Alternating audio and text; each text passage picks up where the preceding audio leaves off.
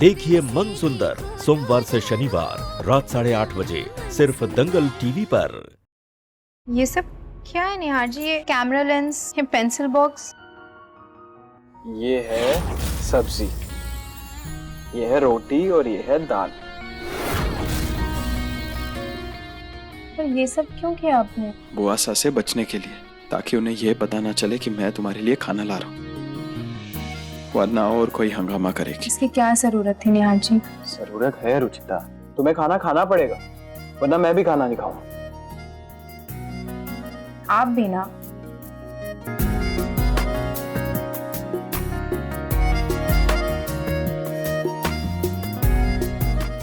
पहले मैं खिला। अच्छा, दोनों मिलके एक दूसरे को खिलाते हैं। क्या आपको बिल्कुल भी अंदाजा नहीं है क्या कि बुआ सा कौन से वादे की बात कर रही थी पापा जी से? अगर निहार को बुआ सा से किए वादे का जरा भी अंदाजा हो गया तो तूफान खड़ा हो जाएगा। सच कहूं नरेश बेटा, तो मुझे भी इस बात का कहीं ना कहीं अंदाजा था। बस मना रही थी कि इस बात को जीजी साहब भूल गई हो। मैंने तो पहले ही कहा था माँ जी, ऐसी बातें कभी कोई भूलता नहीं है। अब तो हमें सोचना ये है कि निहार को सच कैसे बताया जाए। बताएंगे तो सही पापा जी, मगर जिस तरह से वो हड़बड़ा रहे थे ऐसा लग रहा था जैसे कोई बहुत ही बड़ी बात है। भगवान न करे कि कोई ऐसी बात हो जिससे हमारे रिश्ते पर असर हो। रिश्ते पर तो असर होगा ही पूनम, इसलिए इस बात को अब ज्यादा छुपाने का कोई फायदा नहीं। लेकिन निहार को ये बात बताने से पहले हमें जीजी सा को निहार और रुचिता का सच बताना होगा। उन्हें बताना होगा कि निहार की शादी हो चुकी है।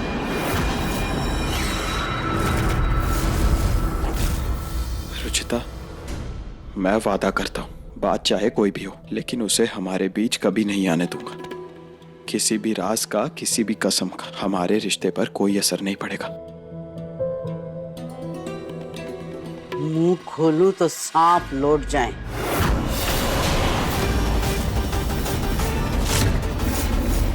अरे बुआ सा, आप कब आए? किसकी शादी की बात हो रही थी?